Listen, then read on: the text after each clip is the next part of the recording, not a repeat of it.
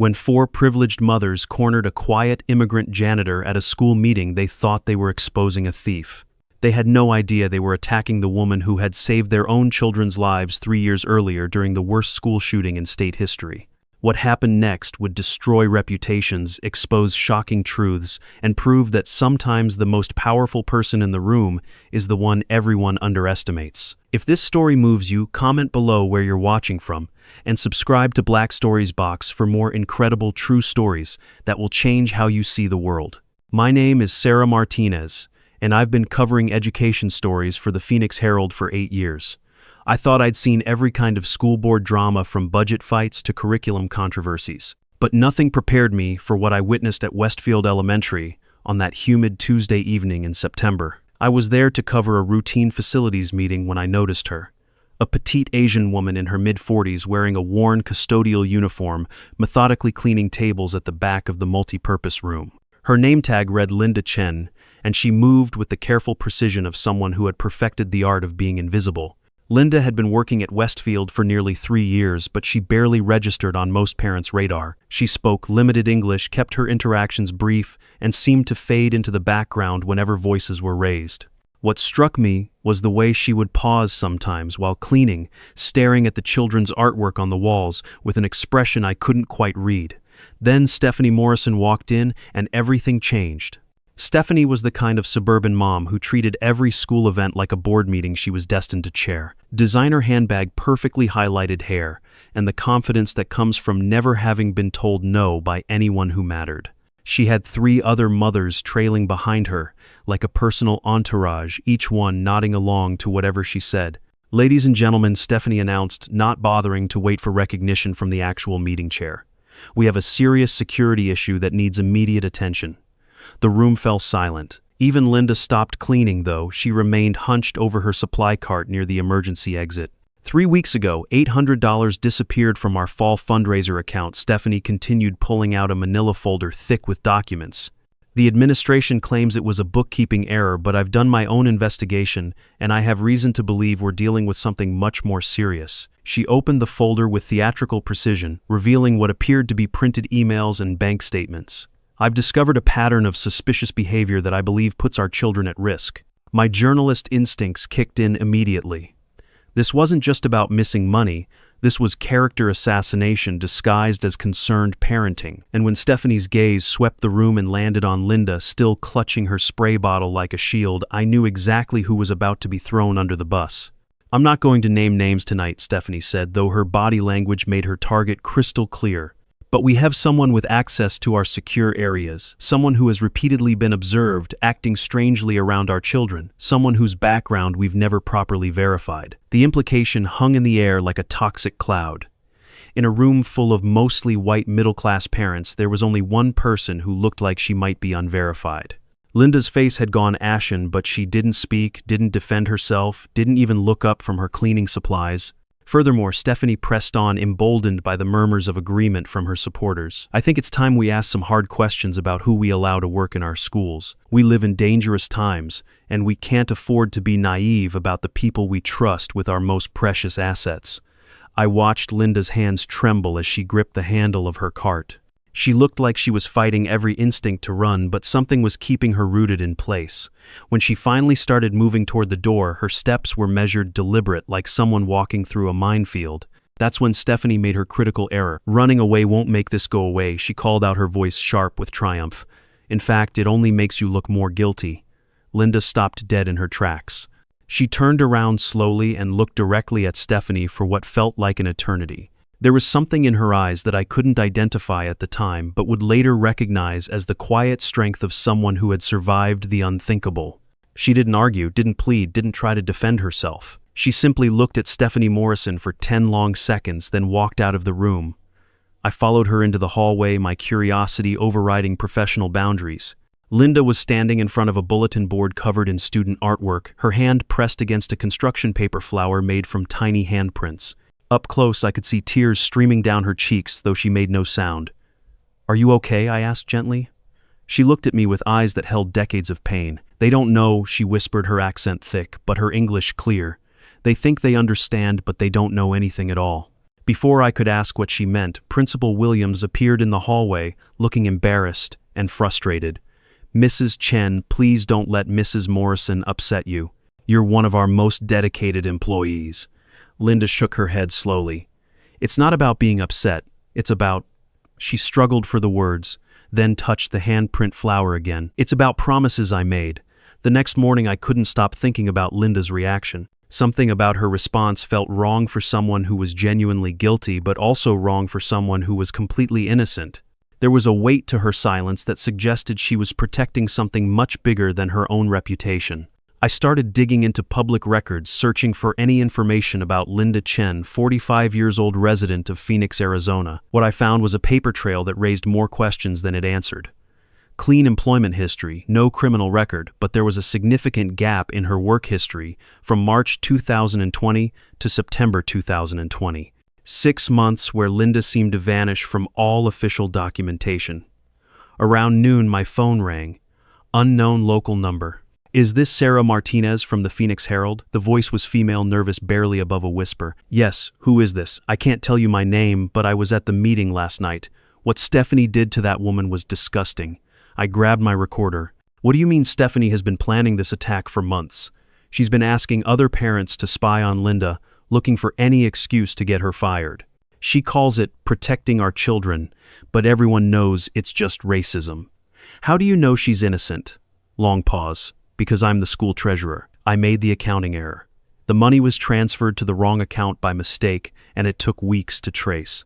Stephanie knows this, but she's using it as an excuse anyway. Why would she do that? Because Linda is different. Because she's quiet and foreign and makes Stephanie uncomfortable. Stephanie's been making comments for months about how we need to be more careful about who we hire, especially people who don't really belong here." The call ended before I could get more details, but I had enough to start connecting dots. This wasn't about theft, it was about xenophobia and power. But why was Linda so vulnerable? Why didn't she fight back? I spent the afternoon at the county courthouse, pulling records related to Westfield Elementary. Most of it was routine paperwork, but buried in an insurance claim dated the 15th of March 2020. I found something that made my blood run cold. Emergency facility repairs following critical incident, $127,000, the 15th of March 2020. Right in the middle of Linda's employment gap. I Googled the date with Westfield Elementary and Phoenix, and the headlines that came up stopped me in my tracks. "Breaking school shooting at Westfield Elementary leaves 4 dead, 23 injured." The memories came flooding back. I had covered that story from the periphery, focusing on policy responses rather than the human cost. An 18-year-old former student had entered the school with multiple weapons, targeting what he called the popular kids and their enablers. The attack lasted 22 minutes. 4 people died, 2 teachers, a security guard, and a 9-year-old boy named Michael Wong. 23 others were wounded. The shooter was eventually stopped by police, but not before turning Westfield Elementary into a war zone. I scrolled through my own archived articles looking for any mention of Linda Chen. Nothing. But I found a curious detail in one report. Phoenix Fire Department credits an unnamed hospital volunteer who was at the school for a scheduled health screening with helping coordinate the evacuation of students from the main cafeteria. An unnamed hospital volunteer. Linda had worked at Phoenix General before coming to Westfield. The timeline matched her employment gap perfectly. She had been there on the 15th of March 2020 when hell broke loose. But why would someone who helped save children become a school custodian? Why would a hero choose to work in the same building where she'd witnessed such horror? And why, when Stephanie Morrison was destroying her reputation, did she choose silence over self-defense? I needed answers, and I knew there was only one person who could provide them. Finding Linda Chen's address took some detective work, but I eventually tracked her to a modest apartment complex on the south side of Phoenix. I spent 2 days building up the courage to approach her, watching her come and go from work with the same careful precision I'd noticed at the school. When I finally knocked on her door Thursday evening, the silence that followed seemed to stretch forever. "Mrs. Chen, my name is Sarah Martinez. I'm a journalist with the Phoenix Herald. I was at the school meeting Tuesday night. I heard movement inside, but no response. I don't think you took any money, Mrs. Chen. I think Stephanie Morrison is lying, and I'd like to help you prove it." Still nothing. I was about to leave when I heard the deadbolt turn. The door opened just wide enough for me to see one of Linda's eyes framed by a security chain. "What do you really want?" she asked, her voice barely audible. "I want to understand why you won't defend yourself. I've done some research. I know about the accounting error. I know about the 15th of March 2020. I know you were there." The eye widened and I heard a sharp intake of breath. The door closed briefly, then opened wider, the chain removed. Linda stepped back, gesturing for me to enter. Her apartment was small but immaculate.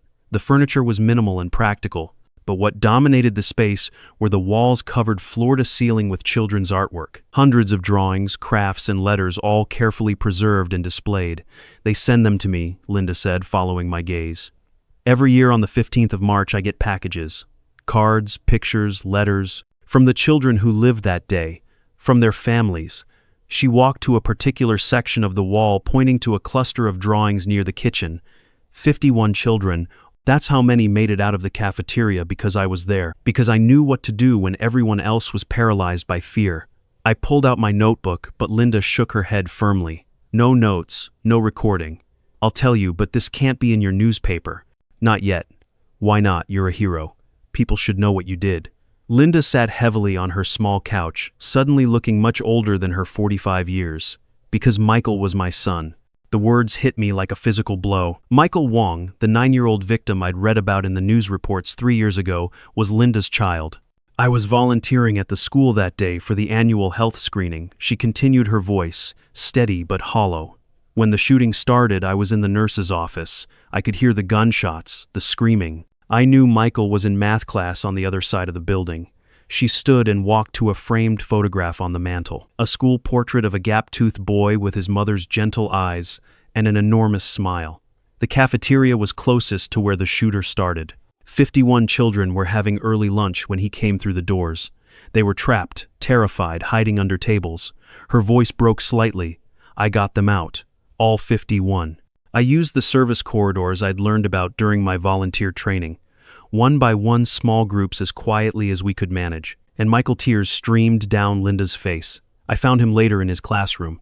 He tried to hide in the supply closet with 2 other children, but the shooter found them first. I felt my own eyes fill with tears. "Linda, I'm so sorry." The paramedics tried everything, but he was already gone by the time I reached him. The other 2 children survived because Michael had pushed them deeper into the closet behind some boxes. Even at 9 years old, he was trying to save someone else. Now I understood her silence, her need to remain invisible. Linda didn't see herself as a hero who had saved 51 children. She saw herself as a mother who had failed to save the one child who mattered most.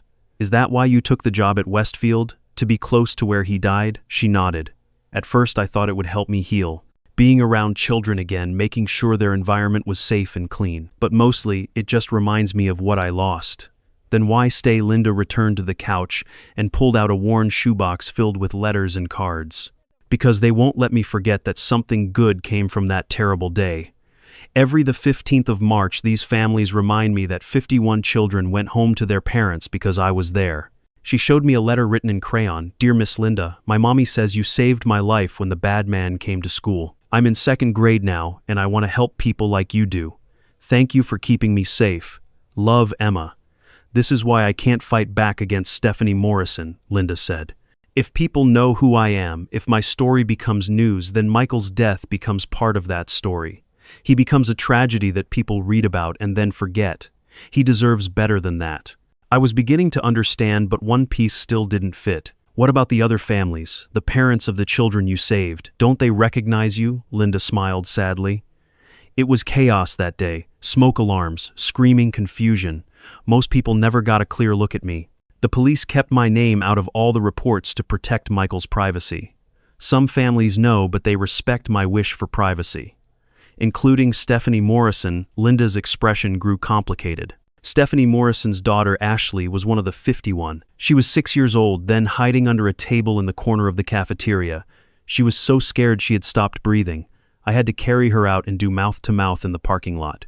The irony was staggering. Stephanie Morrison was publicly attacking the woman who had literally breathed life back into her daughter. Does Stephanie know number? Ashley doesn't remember much from that day, which is probably for the best. And Stephanie has built her entire identity around being the vigilant mother who protects everyone's children. If she knew the truth, it would destroy everything she believes about herself. I stared at Linda in amazement. Even after being publicly humiliated and falsely accused, she was still protecting Stephanie Morrison from a truth that would shatter her self-image. "The $800 that disappeared," I said. "You know what really happened to it, don't you?" Linda nodded slowly. "Stephanie took it herself. She needed money for Ashley's private tutoring sessions and planned to replace it before anyone noticed. When the accounting error was discovered too quickly, she panicked and decided to blame me." "How do you know this?" "Because she told me. Last month, right after it happened. She came to me because she thought I was too scared and stupid to ever tell anyone. She said I should be grateful to have any job at all considering my situation."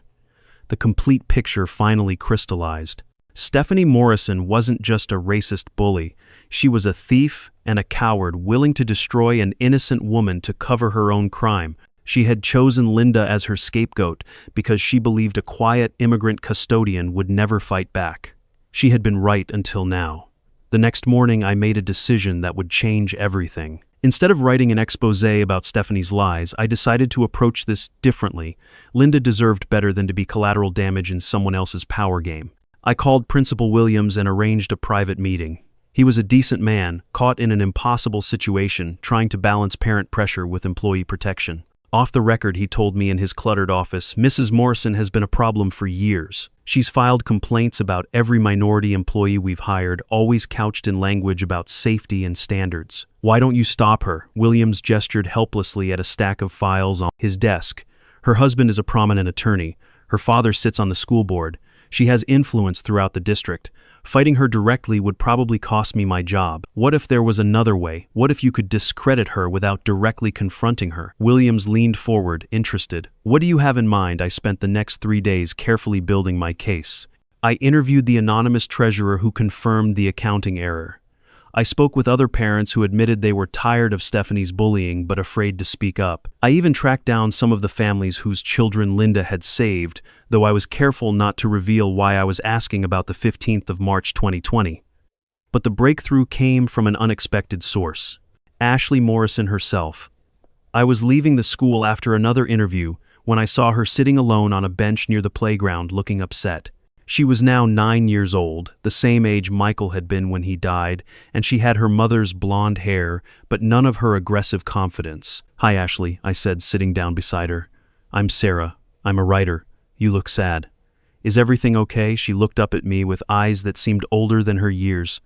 "Do you know Miss Linda, the cleaning lady?" My heart started racing. "Yes, I know her." "Why do you ask?" "My mom says she's a bad person who steals money, but that doesn't seem right. Miss Linda is always nice to me. She helped me when I fell down last week, and she always smiles when she sees me in the hallway." I chose my words very carefully. "What do you think about your mom's opinion?" Ashley was quiet for a long moment. "Sometimes my mom gets scared about things and makes them seem worse than they are. She's been different ever since the scary day at school a long time ago. You remember that day? Not much. Just being really scared and someone carrying me outside. Someone who made me feel safe." She looked at me directly. "Miss Linda smells like the same soap as the person who saved me. Do you think that's weird?" Before I could answer, Stephanie Morrison's voice cut through the air like a knife. "Ashley, what are you doing talking to strangers?" She strode over with the aggressive confidence of a woman who had never learned to doubt herself. "Miss Martinez, isn't it? I hope you're not harassing my daughter to get quotes for whatever hit piece you're planning." "Just having a friendly conversation," I said, standing up. "Ashley is very insightful for her age." Stephanie grabbed her daughter's hand possessively. "Ashley doesn't need to be involved in adult drama. Come on, honey. We're going home." As they walked away, I heard Ashley ask Mom, "Why don't you like Miss Linda? She's never mean to anyone." Stephanie's sharp response carried back to me on the evening breeze. "Because some people aren't what they seem, and it's my job to protect you from them. If only she knew." That weekend, I made another crucial decision. Instead of going public with the story, I arranged for Linda and Stephanie to meet face to face. It took some careful maneuvering, but I convinced Principal Williams to schedule a mediation session between the two women with me present as a neutral observer. The meeting took place in the school library on a Saturday afternoon. Stephanie arrived armed with her folder of evidence and her usual air of righteous indignation. Linda came quietly wearing her best dress instead of her custodial uniform. "I don't know why we're wasting time on this charade." Stephanie began spreading her papers across the table. "The facts speak for themselves. Money went missing, and the only person with both access and motive is sitting right there." Linda said nothing, just folded her hands in her lap and waited. Furthermore, Stephanie continued, I've documented a pattern of suspicious behavior that suggests this woman poses a potential threat to our children. She watches them during recess, she knows their schedules, she has access to every room in the building. Mrs. Morrison, I interjected, what if I told you that Linda wasn't watching the children suspiciously? What if she was watching them protectively? That's ridiculous. She's a custodian, not a security guard. I pulled out a folder of my own. What if I told you that Linda has more experience with school security than anyone else in this district? That she's actually prevented a tragedy before? Stephanie laughed harshly. You're really reaching now. What kind of tragedy could a cleaning lady prevent? Linda spoke for the first time. The kind that took 51 children away from their families. The kind that left mothers and fathers wondering if they'd ever see their babies again. Stephanie's laughter died. What are you talking about? Linda stood up and walked to the library window that overlooked the playground. The 15th of March 2020. Do you remember that day, Stephanie? The color drained from Stephanie's face. Of course I remember. That was the day of the shooting. Where were you when it started? I was at home. I got the call and drove here as fast as I could. By the time I arrived, all the children had been evacuated. Stephanie's voice was barely a whisper now. 51 children were in the cafeteria when the shooter entered the building. Linda continued, still looking out the window. They were trapped, terrified, certain they were going to die. Someone had to get them out. The police. The police were still setting up their perimeter. The teachers were following lockdown protocols, which meant staying where they were. Those children needed someone who could think clearly, act quickly, and lead them to safety. Linda turned around and looked directly at Stephanie. Ashley was under the table in the far corner. She had stopped breathing from fear. I carried her out last because she was unconscious, and I needed my hands free to guide the others. Stephanie's papers scattered to the floor as her hands began to shake. That's not possible. You're lying. Linda reached into her purse and pulled out a small pink hair clip. Ashley dropped this when I was carrying her to the paramedics. I've kept it for 3 years, hoping someday I might return it to her mother. The silence in the room was deafening. Stephanie stared at the hair clip like it might explode. You were the one, she whispered. You saved Ashley's life. I saved 51 lives that day, Linda said gently, including your daughter's, and then I lost my own son 20 minutes later. Stephanie's carefully constructed world began to crumble. Your son, Michael Wong. He was 9 years old. He died in his classroom while I was rescuing other people's children. Linda's voice remained steady, but tears streamed down her cheeks. The police called me a hero. The families sent me thank you cards. But heroes don't let their own children die while they're saving strangers. Stephanie collapsed into her chair, the weight of the revelation crushing her. I didn't know. I had no idea. I know, Linda said. That's why I never told you. But the money, you took $800 from the fundraiser account to pay for Ashley's tutoring. When the accounting error was discovered, you panicked and blamed me. Linda's voice remained gentle, non-accusatory. You thought I was too scared and foreign to defend myself. Stephanie looked up with eyes full of shame and desperation. How can you forgive me? How can you even look at me after what I've done? Linda was quiet for a long moment. Because Ashley needs her mother to be better than her fear. Because hating you won't bring Michael back. And because 51 families, including yours, have children who are alive today because I was in the right place at the right time. The confession that followed was complete and devastating. Stephanie admitted to taking the money, to orchestrating the campaign against Linda, to deliberately spreading rumors about her suspicious behavior. But more than that, she revealed the psychology behind her attacks. I've lived with guilt for 3 years, Stephanie sobbed. I wasn't there when Ashley needed me most. I was at home oblivious while my daughter was dying of fear 50 feet from a gunman. Someone else had to save her because I failed. She looked at Linda with something approaching worship. You were the mother I should have been. You were brave when I was absent. You saved my child when I couldn't. And instead of thanking you, I've spent months trying to destroy you. Linda knelt beside Stephanie's chair. You weren't absent by choice. You couldn't have known what was going to happen. The only reason I was there was coincidence. But you acted. When it mattered, you acted. I've built my whole identity around being the protective mother, the one who keeps everyone safe. But when the real test came, I wasn't even there. And that's why you needed me to be the villain, Linda said with understanding that was almost supernatural. If I was suspicious and dangerous, then you were right to be suspicious of everyone. If I was the threat you were protecting Ashley from, then you could be the hero of your own story. The transformation that followed was remarkable. Within a week, Stephanie had publicly apologized to Linda at a school board meeting, taking full responsibility for her behavior and announcing her resignation from all school leadership positions. She also confessed to taking the money and arranged for its immediate return.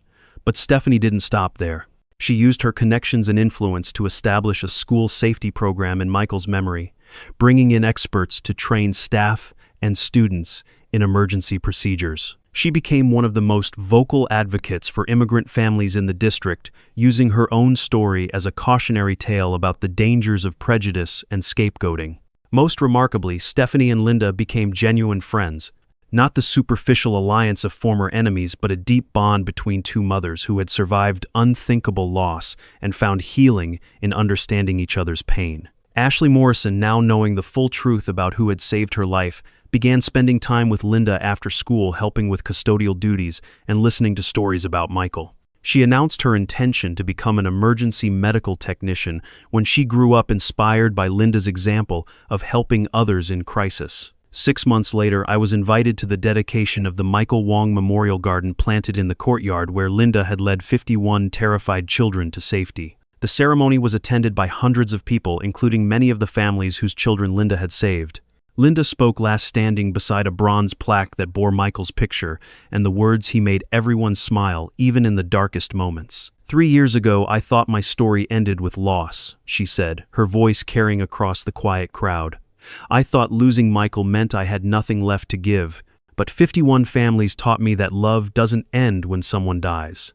It just finds new ways to express itself. She gestured to the memorial garden, to the crowd, to Ashley Morrison, who was holding her mother's hand in the front row. Michael's love lives on in every child who feels safer at school because of the programs we've created in his memory.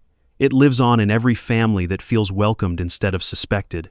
It lives on in every person who chooses understanding over fear.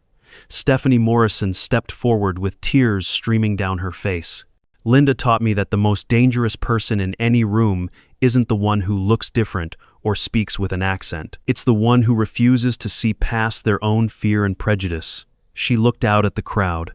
I almost destroyed an innocent woman because I couldn't face my own guilt and inadequacy. I turned the person who saved my daughter's life into a villain because it was easier than admitting I hadn't been there when it mattered. The ceremony ended with Ashley Morrison and Linda planting the final flower in the memorial garden together, a symbol of how tragedy can become the seed of healing when we choose courage over fear, understanding over hatred, and love over revenge. As I wrote my final article about this remarkable story, I reflected on everything I had learned about heroism, prejudice, and the power of truth. Linda Chen had taught me that heroes don't always announce themselves, that strength can look like silence, and that the most powerful response to hatred is not anger, but understanding. Stephanie Morrison had shown me that people can change, that even our worst impulses can be transformed into forces for good when we're willing to confront the truth about ourselves and do the hard work of becoming better. But most of all, this story taught me that every person carries invisible burdens, invisible strengths, and invisible potential for both harm and healing. The quiet woman cleaning your office might be the hero who once saved 51 lives. The angry parent attacking her might be drowning in guilt and fear. The child caught between them might be the key to healing them both. Sometimes the most important stories aren't about the powerful people making headlines, but about the quiet ones making a difference in the shadows, carrying their pain with dignity and their love with purpose, waiting for someone to finally see them as they truly are. Do you think I was right to help expose this truth? Have you ever encountered someone whose story was completely different from what you first assumed? Share your thoughts in the comments below, and don't forget to subscribe to Black Stories Box for more incredible stories that will change how you see the people around you.